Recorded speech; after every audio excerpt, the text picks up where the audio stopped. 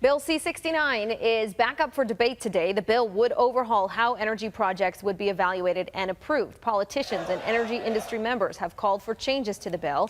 Premier Jason Kenney spoke at Senate hearings into the bill last week. Former Premier Rachel Notley did the same in February. Nearly 200 amendments were suggested for the bill. Danielle Smith from Global News Radio 770 CHQR joins us to continue this conversation. I still struggle to think if any of this is going to make a difference. I hope that it can. I'm going to talk with Rick Peterson today. He is the head of Suits and Boots, who really launched this national effort to try to get this bill changed. It kind of sailed through the House of Commons with only a few interventions and really low profile. And you got the impression that, yeah, industry was unhappy with it, but I guess they'd make do with it.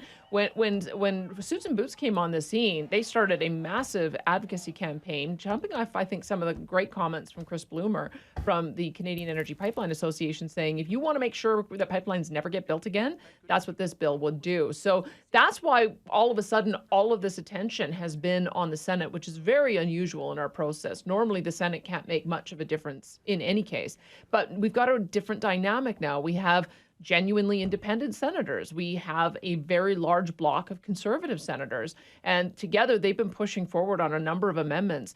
One of the things that there's two things that I think that have emerged that are going to be really important to see if this bill can actually be fixed in a way that will work.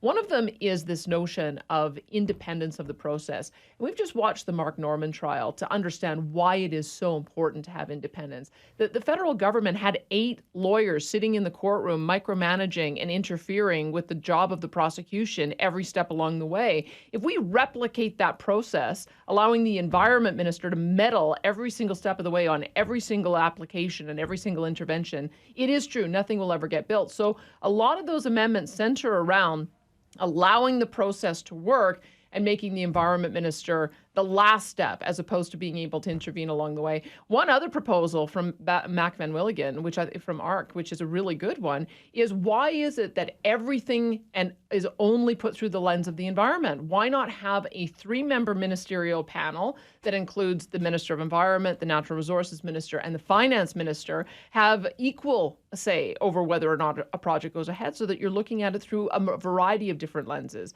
I think if they can make some of those changes, it might actually be getting somewhere. So we're going to talk to Rick Peterson to see what he thinks about it today.